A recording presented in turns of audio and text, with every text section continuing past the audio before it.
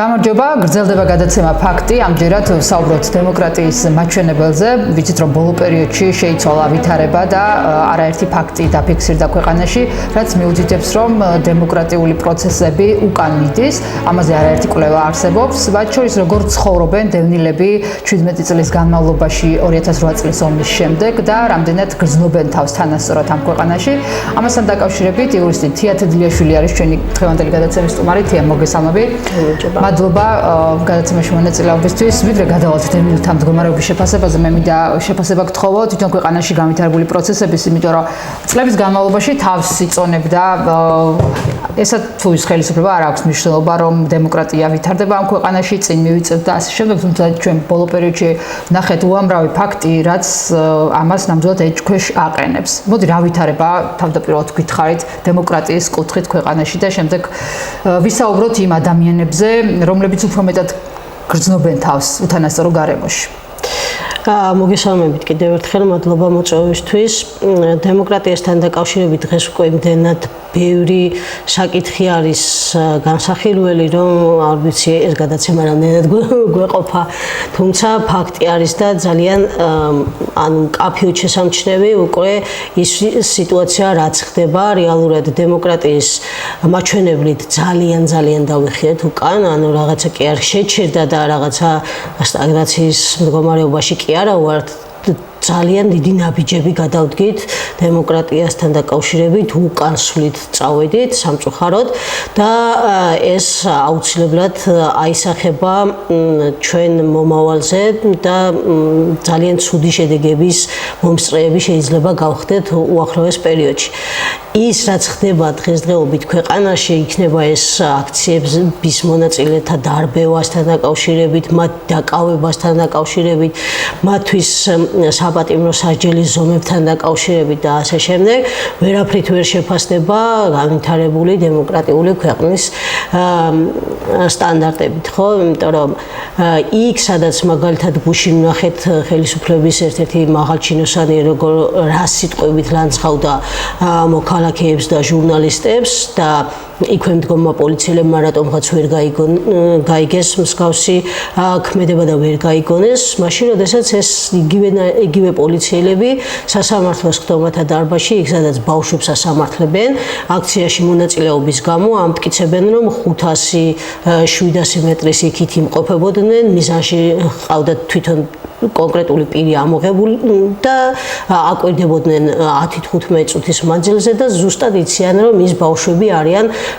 ის ახალგაზრდები არიან დამნაშავეები, რადგან ისინი იგინებოდნენ და ასე შემდეგ. იქ, სადაც პოლიცია ახერხებს 500 მეტრის მოშორებით გაიგონოს ზუსტად ვის მიმართავს აქციაზე ადამიანი, სადაც სერიოზული ხმაურია, შეუძლებელი არის, რომ 10 მეტრში მდგომმა ვერ დაინახოს ხელისუფლების წარმომადგენლების მხრიდან, როდესაც ხდება მოქალაქეებისა და ჟურნალისტების შეურაცხყოფა, ხო? აქ მხოლოდ ამ ერთი მაგალითითაც ძალიან კარგად ჩანს, რომ რეალურად ჩვენ გვაქვს შერჩევითი სამართალი, ვისი დასჯაც უნდა ხელისუფლებას მას დასჯის მარტივად, შესაძლებელი არის დასაჯოს იმის გამოც, რაც არ ჩაუდენიათ და დღეს ყავს ჩვენ ახალგაზრდები პატიმრობაში, უკვე მისჯილი ვისაც აქვთ პატიმრობა, რომლებიც რეალურად არაფერში არ არიან დამნაშავეები და ზოგიერთი ისეთი შეკერილ საქმეებთან დაკავშირებით, რაც სრულიად დაუსაბუთებელი მტკიცებულებების გარეშე იყო და საკმაოდ მძიმე დანაშაულს ედავებოდნენ დაკავებულებს, რამოდენიმე ვნახეთ, რომ სასამართლომ საერთოდ გაათავისუფლა და ვერ აიღო ალბათ ის პასუხისმგებლობა, რომ 20 წლამდე თავისუფლების აღკვეთა მიესაჯა სრულიად უდანაშაულო ადამიანისთვის. და ეს საქმეებიც არის რეალურად იმისთვის, რომ სადღაცას გამოჩნდეს, რომ სინამდვილეში 20 წლამდე თავისუფლების აღკვეთის მისჯა რეალურად საკმაოდ ბევრი არის სრულიად უდანაშაულო ადამიანისთვის, როდესაც ასეთ ადამიანს ათავისუფლებ, ხელისუფლება ამასაც თავისთვის იყენებს ასეთ შემთხვევაში, რომ აგერ არის სასამართლო თავისუფალი, დამოუკიდებელი და ამიტომ იქნა გათავისუფლებული კონკრეტული პირი. თუმცა ჩვენ გვაქვს საქმეები, ნანახი, განხილვები მიდის სასამართლოში, სადაც არც ერთი მტკიცებულება არ ადასტურებს პირის დანაშაულებრივ ქმედებას, თუმცა ის ბავშვები და ახალგაზრდები სამწუხაროდ დღეს ისევ ციხეში იმყოფებიან და სრულიად უდანაშაულოები არიან. საზოგადოების განწყობაზეც მინდა ვკითხო, თია, ვხედავთ რა პროცესებიც მიმდინარეობს, თუმცა საზოგადოების გარკვეული ნაწილი ღიად თუ ფარულად მაინც რაღაცა გამართლებას უძებნის და იმით ადასტურებენ და ამართლებენ ამ ყველაფერს, რომ თითქოს ვინმე ჩვენ, თუნდაც იმ საერთაშორისო ორგანიზაციებთან ვინც თანამშრომლობდით, ვინმე რამეს გვაძალებს. მაგალითად, ამ ქვეყანაში ხელი შეუწყოთ ერთსქესიანთა ქორწინებას, მაგალითად, ჩვენ არ ვამბობთ თითქოს რომ ქალი-ქალია და კაცი-კაცია და განსხვავებული მოსაზრებები გვაქვს. აი ეს ნარატივები რაზე მეტყველებს, რატომ ვრცელდება ასე მარტივად, რასთან გვაქვს საქმე? რეალურად ეს არის პროპაგანდა, საკმაოდ ბინძური პროპაგანდა, რომელიც წლების მანძილზე არის უკვე მიმდინარეობს და ეს არ არის გუშინ დაწყებული და 2 თვის წინ დაწყებული პროპაგანდა. ამისთვის იყო სერიოზული სამზადის მომზადებული არის ეს გარემო იმისთვის, რომ მხარდამჭერები გაიჩინონ და გარკვეულად ზემოქმედება მოახდინონ ადამიანების აზრზე. სინამდვილეში ვერც ერთი ხელისუფლების მაღალჩინოსანი ვერ დადებს ვერანაირ ოფიციალურ დოკუმენტს, სადაც საერთაშორისო ორგანიზაციას აქვს დაყენებული მოთხოვნა ან ერთსქესიანთა ქორწინების დაკანონების, ან რაიმე მსგავსის, რასაც ეს ტყუილი კარგად მუშაობს და ხალხს ჯერა რეალურად. იმიტომ რომ ხელისუფლების მაღალი ეშელონებიდან მოდის ეს პროპაგანდა, ვრცელდება ვირუსულად, პრაქტიკულად, იმიტომ რომ ვინც არიან ასე ვთქვათ დასაქმებულები საჯარო სამსახურებში, მათ პირდაპირ დავალებები აქვთ გააზიარონ, თქვათ, პრემიერის სიტყვები, გააზიარონ პარლამენტის თავმჯდომარის სიტყვები, გააზიარონ რომელიმე კომიტეტის თავმჯდომარეების სიტყვები და შესაბამისად, როდესაც მსგავსი გაზიარება ხდება სოციალური ქსელების საშუალებით, საკმაოდ დიდი რაოდენობის ადამიანი იჯერებს, ვინაიდან ისინი არიან ხელისუფლების წარმომადგენლები და გარკვეული ნდობა ხელისუფლების წარმომადგენლების მიმართ ასე თუ ისე ჩნდება. ის პირი შეიძლება სულაც არ მოგწონდეს, მაგრამ რადგან ამას გვეუბნება ხელისუფლება, რომ აგერ მე ევროპა მთხოვს ამას და თვითონ არ მიუწვდება ხელი ამ დოკუმენტზე, რომ ნახოს მართლაც თხოვს თუ არა ევროპა აყენებს თუ არა ამ მოთხოვნას, შესაბამისად უჯერებს იმას, რასაც აწოდებენ სოციალური ქსელებით იქნება ეს და ტელევიზიებით იქნება ეს, ხო? ანუ საზოგადოებისთვის მინდა დავამატო, რომ ევროპის ძალიან ბევრ ქვეყანაში არსად არ წერია, რომ დაშვებული არის ერთსქესიანთა ქორწინება. ბევრი ქვეყანა გვაქვს ესეთი, ხო? ეს არის აბსოლუტურად თავისი ქვეყნის შიდა გადაწყვეტილება, დაუშვებს ამ ქორწინებას თუ არ დაუშვებს. ამისი მოთხოვნა ევროკავშირის ვერ ექნება ვერც ერთი კონკრეტული გარდა ადამიანის უფლებების დაცვისა.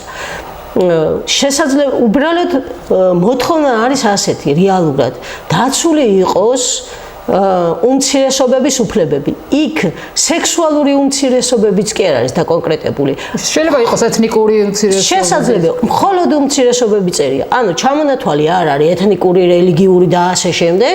დაცული იყოს უმცირესობების უფლებები. იქ არავინ არ გეუბნება ესენი დაქორწინდნენ, არ დაქორწინდნენ და ასე შემდეგ.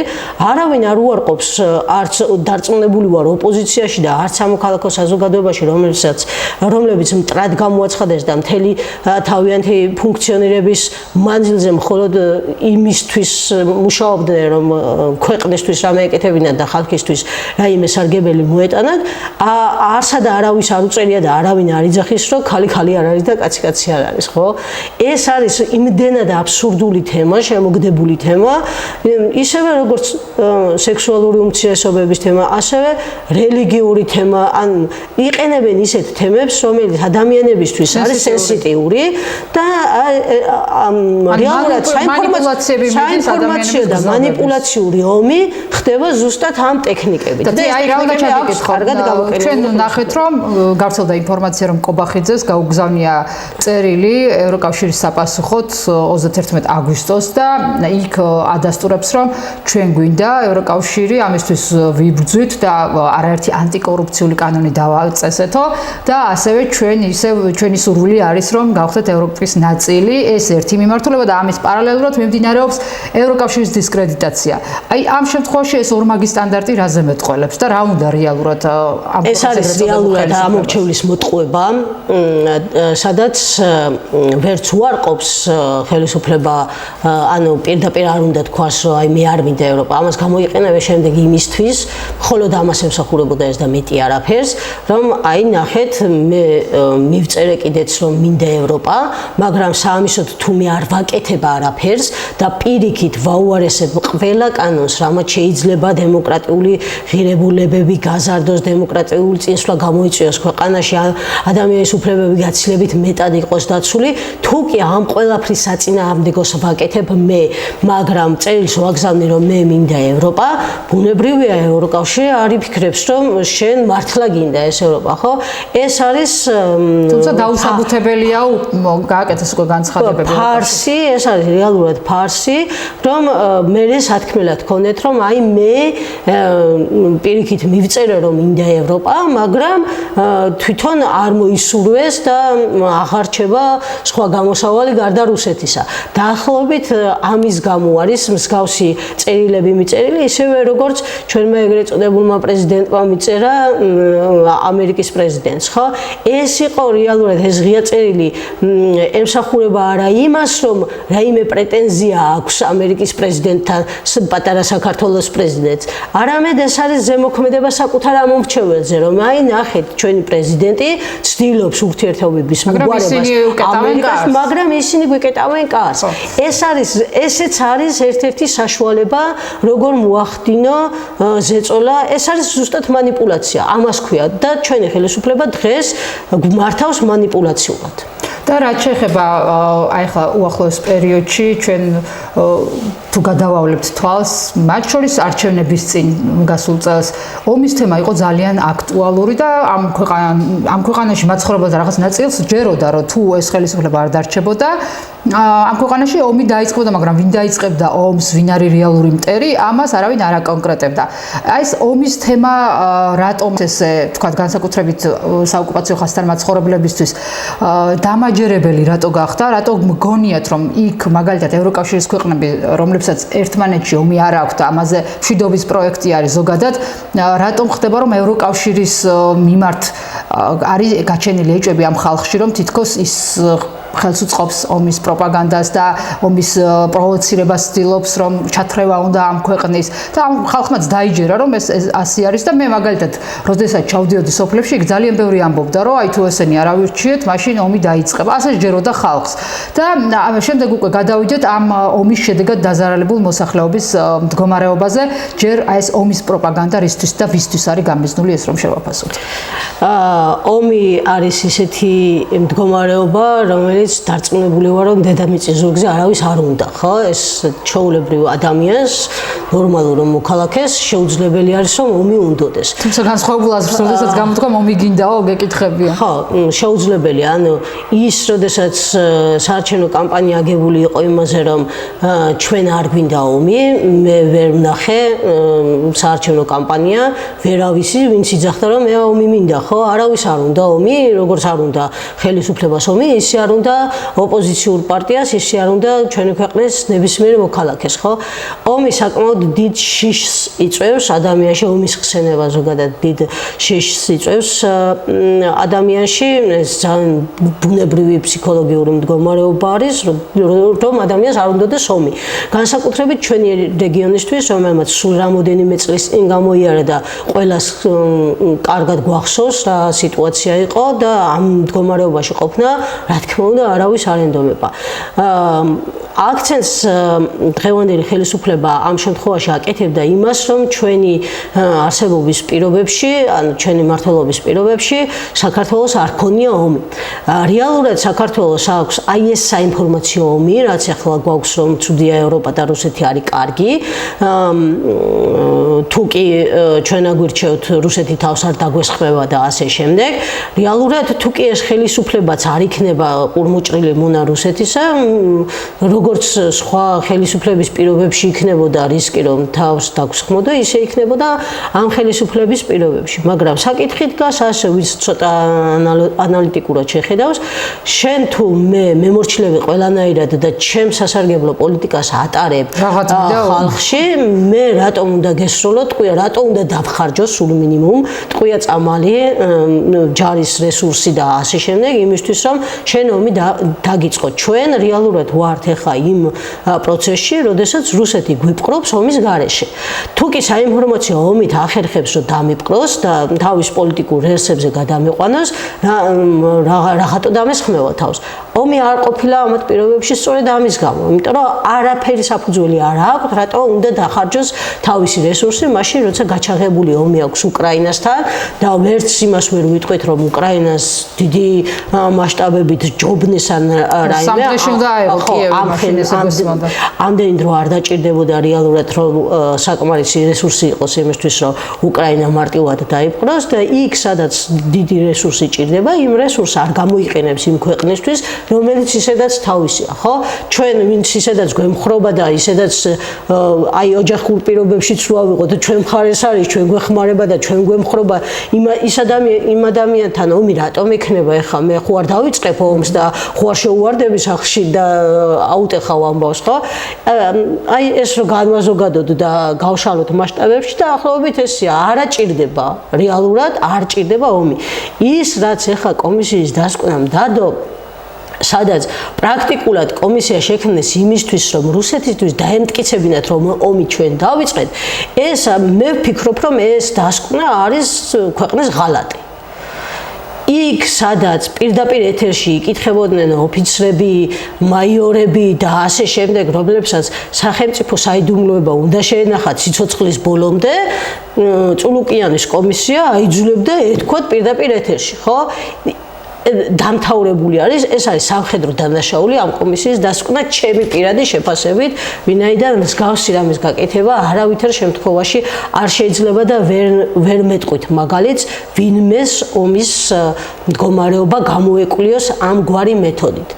ეს კიდევ ერთხელ მეუთითებს იმას, რომ პირდაპირ ცდილობს ხელისუფლება, რომ გვაჩვენოს რა კარგია რუსეთი და როგორიც ცუდია ევროპა. არც ევროპას არც მაშინ არ უთქვამს, ხო, არც ამათ პირობებში და არც სხვა პირობებში რომ ომი დაიწყეთ. არც ერთ ქვეყანას არ ეუბნება. რეალურად ამისთვის არის ევროკავშირი, რომ დაეხმაროთ ერთმანეთს, მიაღწიონ შეთანხმებებს მშვიდობიანად და არ იყოს ომი, ხო? მაგალითი რომ ხარებს შორის რაღაც და არ იყოს ომი, ხო?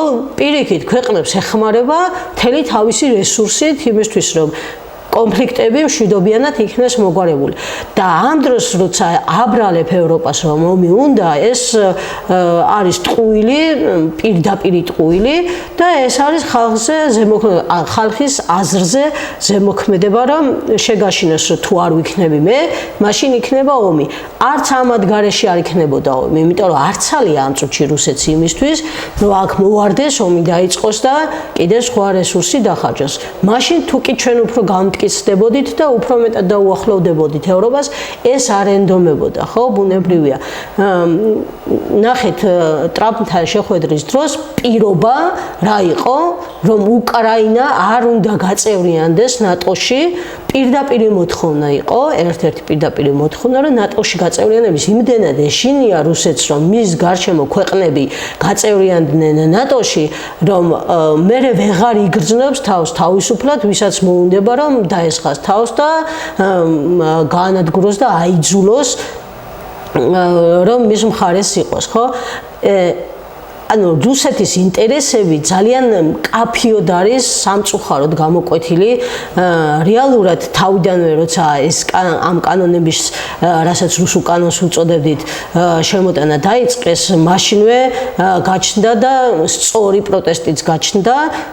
უბრალოდ საზოგადოების ძალიან დიდ მონაწილემა ეს ვერ გაიაზრა და ამ პროტესტის შეჩერებამ გამოიწვია ის, რომ ხელისუფლებამ გაცილებით ძლიერად იმუშავა პროპაგანდაზე, გაცილებით ძლიერად იმუშავა მიზნობრივ ჯგუფებზე, საიმისოთ, რომ დაემტკიცებინა, რომ ისინი იყვნენ მართლები და არცელა უამრავი ყალბი პროპაგანდისტული ინფორმაცია ვიღაცის გასაშავებლად, დისკრედიტაციისთვის და ამ ყველაფერზე ოპოზიციის პასუხი არ იყო სათანადო, რამაც მოახდინა ჩემი აზრით აი შედეგი, რაც სამწუხაროდ მე ვერ დავიცავ ეხლა ოპოზიციას ვერაფრით, იმიტომ რომ ოპოზიციის მხრიდან ჩვენ არ გვაქვს სათანადოდ გადადგმული ნაბიჯები და არც მკაფიო გზავნილები რა როგორ უნდა მოგვარდეს სხვა შემთხვევაში, ანუ თუ არ იქნება ვთქვათ ქართული ოცნება და იყო ვთქვათ რომელიღაცა ექსპარტია, ჩვენ მათი გეგმებიც არ ვიცით, რა უნდა განახორციელონ, რა უნდა გააკეთონ და ეს ბუნებრივი აძლიერებს, მაგრამ როდესაც გაურკვეველ მდგომარეობაში არის ამომრჩეველი, ამომრჩეველი საკმაოდ მერყევია, როგორც კი უშუალოდ არჩევნების წინ რაიმე ისეთ მესიჯს გაუშვებს რომელიმე მხარე, რამაც შეიძლება მის გადაწყვეტილებაზე მოახდინოს გავლენა, ამას შეიძლება არჩევნების ბედი სრულად გადაწყვეტოს. შესაბამისად, როდესაც ჩამოუყალიბებელი არის ამომრჩეველი, იქ ფაქიზად მუშაობა არის საჭირო და სწორი, ზუსტი მესიჯები უნდა იქნეს მიწოდებული, საიმისოთ, რომ მე თუ არ ვირჩევ ხელისუფლებას, აბა რატო უნდა აგირჩიო შენ, ანუ რატო უნდა შევცვალო მაშინ რაღაც, თუ კი არ ვარ დარწმუნებული, რომ ის რაღაც უფრო უკეთესი იქნება, ან იმედი მაინც არ მაქვს, რომ უკეთესი იქნება. და რაც შეეხება იმ ადამიანებს, რომლებიც სწორედ ამ ომის შედეგად დაზარალდნენ და მათ უფრო კარგად უნდა ახსოვდეთ რუსული აგრესია და საფრთხე, რაზეც არავინ საუბრობს, სამწუხაროდ ეგრეთ წოდებული ხელისუფლების წარმომადგენლები, მხოლოდ ეს გაურკვევლად ამბობენ, რომ ჩვენ თუ არ ვიქნებით ომი იქნება, მაგრამ ვინ დაიწყებს ომს და ვინ არის ამ ქვეყნის რეალური მტერი, ამაზე აქცენტები არ კეთდება. როგორ ცხოვრობენ ამ პერიოდის განმავლობაში ეს ადამიანები, შენ ძალიან ხშირად გაქვს ხოლმე შეხება პროგრამებთან, მათ საჭიროებებთან, მდგომარეობასთან და რეალურად რა ზარალი განიცადეს, მოდი ზოგადად რო შევაფასოთ და შემდეგ როგორ შეძლეს მათ ნულიდან დაეწყოთ ფაქტურად ცხოვრება ხელახლა.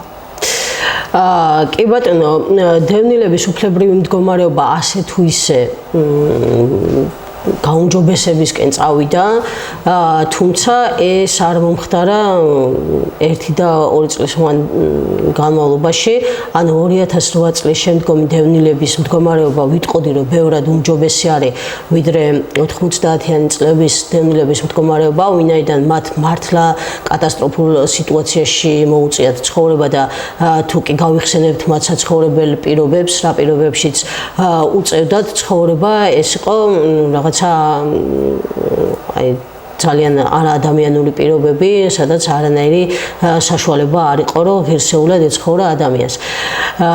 ამ კუთხით დაიწყო, ანუ წინ გადაიდგა ნაბიჯები და სხვათა შორის 2008 წლის დევნილები თუ ბევრად უკეთეს მდგომარეობაში აღმოჩნდნენ, ვიდრე 90-იანი წლების დევნილები, ეს არის სწორედ ევროპის დამსახურება და ეს არის სწორედ ამერიკის დამსახურება, რომელთა დაფინანსებით მათ პატარა დროში, ძალიან მოკლე დროში შეძლეს, რომ თქვათ კოტეჯები აშენებულიყო, შესახლებულიყო, შესაძლებელი არის ეს კოტეჯები დღეს არ იყოს იმ მდგომარეობაში, რომ ვიღაცა აღფრთოვანდეს და ასე შემდეგ, მაგრამ ეს ხალხი არ დარჩა ღია ცის ქვეშ, სწორედ იმ დონორების დახმარებით არ დარჩნენ ღია ცის ქვეშ, მაშინ როცა გახსოვთ ცხინვალიდან დევნილები პრაქტიკულად წარმოუდგენელ გარემოში ცხოვრობდნენ და არანორმალური ცუდი ძალიან ცუდი საყოფაცხოვრებო პირობები ჰქონდათ, ხო? და ამ ხალხის მართალი რომ გითხრათ ძალიან მიკვირს, იმიტომ რომ პრაქტიკულად ყველა მშენებლობას და იქ სადაც დამწვარი სახლების ნაცვლად აშენებული კოტეჯები არის და ასე შემდეგ, გარდა დევნილთა ჩასახლების კოტეჯებისა, ყველგან არის აბრა გაკეთებული, ვის მიერ არის დაფინანსებული და მე ვერ ხვდები ამას მაინც თუ ვერ ხედავენ, რომ რეალურად ის დაფინანსება მიიღეს ზუსტად ევროპისგან და მიიღეს ზუსტად ამერიკის შეერთებული გარდა მაგისა უამრავი შესაძლებლობა მიეცათ ახალ პროექტებში ჩართულიყო. ასევე ძალიან ბევრი პროექტი განხორციელდა დონორების დახმარებით, რითაც სარგებლობდნენ ეს დევნილები, თუნდაც იყო ესეთი პროექტები, როდესაც საკუთარ საქმეს აკეთებდნენ, მაგალითად არხებს ჭრიდნენ, ან რაიმე მსგავს აკეთებდნენ, რაშიც ისევ თვითონ იღებდნენ, ხო, იმ ფინანსურ დახმარებას და მცირე ბიზნესის გამოიწვევს. მცირე ბიზნესის თვალსაზრისითაც ქონდათ დახმარება, შესაბამისად, უნდა მოხდეს ამისი გაანალიზებაც, როგორ აღმოჩნდნენ უკეთეს პირობებში 2008 წლის დევნილები ცხინვალიდან დევნილ მოსახლეობასთან შედარებით. ხო, აღმოჩნდნენ სწორედ ამ ჩვენი პარტნიორებისა და დონორების მხარდაჭერით და ეს შეძლო ყოველ შემთხვევაში, მათ შეძლეს ყოველ შემთხვევაში, რომ უკეთეს პირობებში ეცხოვრათ, თუ ამას უკეთესი პირობები ჰქვია, ვინაიდან ვიცით, რომ ახლა ეს ადამიანები არიან გამოვლილი ადამიანები, უნებრივია მათ ძალიან დიდი ქონება დატოვეს იქ, გარდა იმისა, რომ ფსიქოლოგიურად და ემოციურად დიდი ზარალი განიცადეს, ასევე განიცადეს ფინანსური ზარალი და ქონებრივი ზარალი, ხო? სულ მინიმუმ ზოგიერთი ვერ მიდის საკუთარი მშობლების და ახლობების საფლავზე და ასე შემდეგ, რაც ქართველი ადამიანისთვის მეტად მტკივნეული თემა არის და დატოვეს საკუთარი მიწა-წყალი, ხო, წამოვიდნენ, ინტეგრაცია ჭირდება, მინიმუმ ზოგს მეტად შეუძლია, ზოგს არ შეუძლია და ასე შემდეგ. თუმცა ამ მიმართულებითაც იყო მე ბიზნესის ხელშეწყობის პროგრამები, რაც გარკვეულწილად ვფიქრობ, რომ დაეხმარა დევნილ საზოგადოებას, რომ მოეხდინათ ინტეგრაცია. ამის მიხედვით დღეს არის კიდევ ძალიან ბევრი საჭიროება, იმიტომ რომ განსახლების პროგრამა არ არის დასრულებული, ანუ ყველა დევნილი არ არის საცხოვრებლად დაკმაყოფილებული.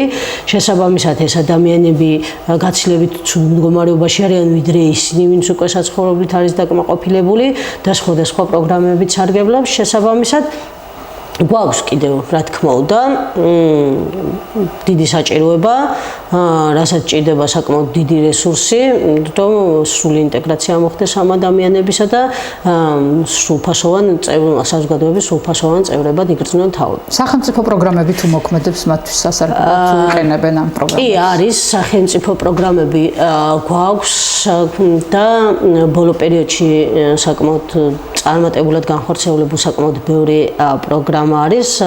ეხლა მიმდინარე პროგრამები აქვს მუშაობს დევნილებთან, ეს არის დასაქმების ხელშეწყობის პროგრამა, რომელშიც ეკომიგრანტებიც იღებენ მონაწილეობას და იღებენ დევნილი მოსახლეობა მონაწილეობას და მათ შეუძლიათ მიმართონ დევნილთა სამმართველოს და შეავსონ სპეციალური სააპლიკაციო ფორმულარი და მოითხოვონ დაფინანსება. ასევე გვაქვს ინტეგრაციის პროგრამა განსახლებული დევნილებისთვის, რომელსაც უკვე გადაცემული აქვთ ბინები საკუთრებაში და ეს პროგრამაც მიმდინარე არის. არსებობს ხოლმე საათბურების მოწყობისთვის გარკვეული თანხები გამოყოფილი არის და შეუძლიათ თუ კი მიწის ნაკვეთი აქვს დევნილს თავის სახელზე რეგისტრირებული, მოითხოვოს ამ პროგრამით სარგებლობა და ჩართვა. ასევე პროფესიულ სასწავლებლებში, ვინც არიან ჩარიცხულები, იმ დევნილი ბავშვებისთვის აქვს თანამ ბავშვებისთვის რა შეიძლება ზრდასრული იყოს ტრანსპორტირების დაფინანსების პროგრამა, ან შესაძლებელია დაახლოებით 300 ლარის ფარგლებში ქირის გადახდა სტუდენტისთვის, რომ მან პროფესია შეიძინოს და გარკვეულად გაუჩნდეს შემოსავლის წყარო იმისთვის, რომ არ იყოს მხოლოდ სახელმწიფო პროგრამებზე დამოკიდებული. და მეწარმეების დევნილებისთვის არის ასევე პროგრამა 7500 ლარის ფარგლებში და მათაც უნდა დაასაბუთონ უბრალოდ რა შემთხვევაში როგორ განავითარებდნენ თავიანთ ბიზნესს ამ ფულით და წარადგინონ სააგენტოში, საიდანაც მიიღებენ დაფინანსებას. ასევე დევნილებისთვის მოქმედებს სოფლად-სახლის პროგრამა, ეს არის ბინის შეძენა, ანუ სოფლად-სახლის პროგრამა ქვია. რეალურად თავდაპირველად ეს პროგრამა დაიწყო იმისთვის, რომ სოფელში უფრო გაძლიერებული იყო მოსახლეობა, უფრო სოფელში განთავსებულიყო და ასე შემდეგ, თუმცა ეს პროგრამა ხელს არ უშლის დევნილებს, ვთქვათ, ქალაქში შეიძინოს ამ პროგრამით სახლი, თუ კი ჩაეტევა იმ ღირებულებაში, რა ღირებულებასაც სთავაზობს, ანუ ერთ სულზე არის 22,000 და დანარჩენ დამატებით ყველა თითო სულზე ემატება 3,000 ლარი და ამ ფარგლებში უნდა, თუმცა შეუძლია დევნილმა თავის თანადაფინანსებაც განახორციელოს, ანუ თუ აქვს რაიმე დანაზოგი, დაუმატოს სახელმწიფოსგან მიცემულ თანხას და ამით მოხდეს ბინის შეძენა. და თია, ხომ არ არის ხოლმე აი ეს პროგრამები ხშირად გამოყენებული იმისთვის, რომ აი როგორც სოციალურად დაუცველი სტატუსით ემუქრებიან შენ თუ ამას არ გააკეთებ, მაგალითად ჩვენი მხარდამჭერი თუ არ იქნები, ან ზედმეტად ხმას ამოიღებ, მოგიხსნით ამ დახმარებას, ან ამ პროგრამაში ვეღარ მიიღებთ, ან მსგავსი შემთხვევები ხომ არ ყოფილა? არა, სხვათა შორის კარგად მუშაობს ეს პროგრამები, თანაც მუშაობს არასაარჩევნო წლებშიც, არასაარჩევნო პერიოდშიც მუშაობს და შესაბამისად ხომ არ აქვს დევნილებს, რომ შესაძლოა ამ არასაარჩევნო პერიოდში ამით ვერ დაემუქრებიან უბრალოდ, იმიტომ რომ როდესაც საარჩევნო წელი არ არის, არ ხდება მსგავსი.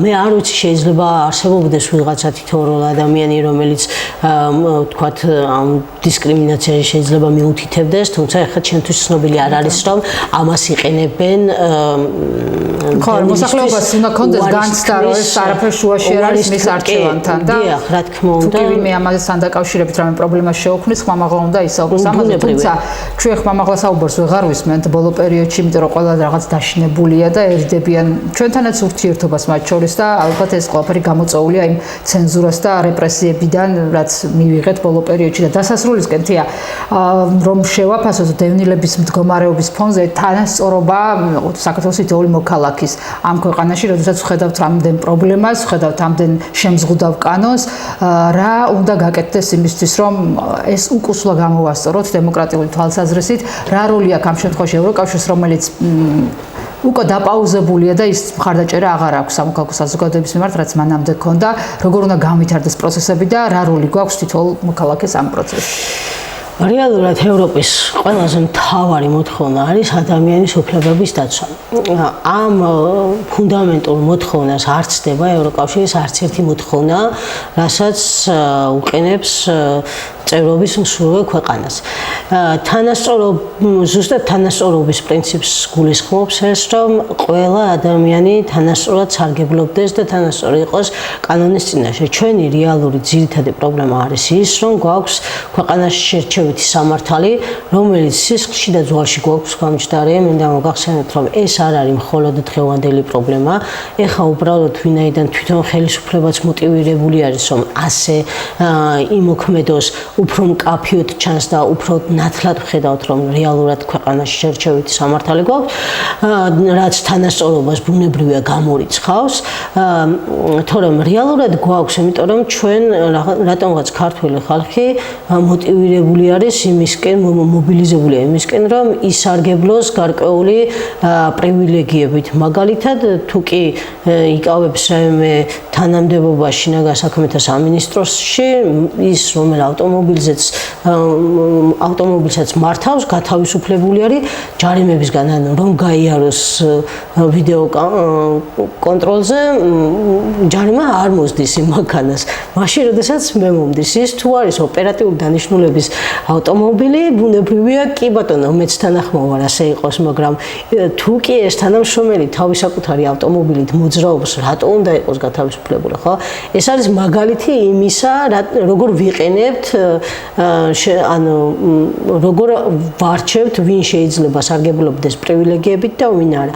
რეალურად ევროპის განვითარება დგა იმაზე, რომ მინისტრიც და მუშაც ერთნაირად სარგებლობს კანონის ფარგლებში და შესაბამისად მათ აღარ უჩნდებათ უთანასწორობის განცდა, იმიტომ რომ თუ რაღაცა შეიძლება ვიღაცისთვის, მაშინ უნდა შეიძლებაოდეს სხვისთვისაც, თუ არ შეიძლება ჩემთვის, მაგალითად წეგან ვახსენებდით აქციებზე მონაწილეებს, ხო?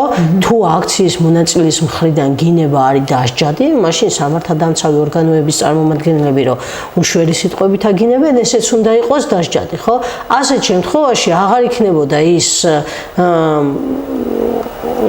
პროტესტი, რატომ შეიძლება ვიღაცას ეპატიოს დანაშაული, რატომ შეიძლება არ ეპატიოს. უამრავი საქმე არის აღძრული პოლიციელების წინააღმდეგ, ხო? ნახეთ ათობით ადამიანი ციხეში, რომელიც დემონსტრაციებში იღებდა მონაწილეობას, მაგრამ არ გვინახავს ერთი პოლიციელიც კი თუნდაც დაჯარიმებული, არამც თუ დაჭერილი, დაჯარიმებულიც არ გვინახავს. სინამდვილეში ამ აქციის მონაწილეებს ხომ ისინი სცემდნენ, სხვა ხო არ სცემდა. ფაქტია, რომ ზოგიერთი პირი, რომელსაც სასამართლო ასამართლებდა, საავადმყოფოში იყო მოთავსებული და ისე გაასამართლეს, საავადმყოფოდან იყო მოყვანილი და ისე გამოსავალი თვალხილული დაზიანებები ჰქონდათ. ასე გაასამართლეს, ფაქტებიც არსებობდა და ასე შემდეგ და ამ დროს ვხედავთ, რომ ისინი უნდა წავიდნენ ციხეში და ედავებიან გინებას და პოლიციის დაუმორჩილებლობას და იმ პოლიციას არაფერს არ ედავებიან, რომელმაც სხვერპერი დაუმტრია.